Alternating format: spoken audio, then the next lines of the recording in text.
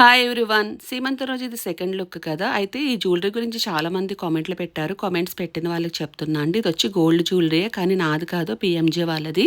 Collab కోసం ఇచ్చారు. ఆ కొంచెం సేపే మీకేమన్నా కావాలంటే డీటెయిల్స్ కామెంట్లో పిన్ చేస్తాను. ఒకసారి వాళ్ళకి అడగండి. అండ్ సారీ విషయానికొస్తే కామాక్షి కంచి సిల్క్స్ అని మనకి కుక్కడపల్లిలో ఉంది, అక్కడ తీసుకున్నాను. నేను రేట్ అది చెప్పను, ఏమనుకోద్దు. మళ్ళీ మీరు పెట్టే కామెంట్స్ నేను తీసుకోలేను. అండ్ ఇంకొకటి బ్లౌజ్ విషయానికొస్తే సహస్ర ఫ్యాషన్స్ అని నిజాంపేటలో ఉంది, ఆమె కస్టమైజ్ చేసింది. ఎవరు బ్యాంగిల్స్ అడిగినా ఏం చేసినా హస్బెండ్ బ్యాంగిల్స్ తోటి ఆశీర్వదిస్తే ఆ ఫీల్ ఇంకోలా ఉంటుంది. సో మొత్తానికైతే సీమంతం చాలా బాగా జరిగింది. ఇంకా ఫ్యామిలీ అందరితో ఫొటోస్ తీసుకున్నాను.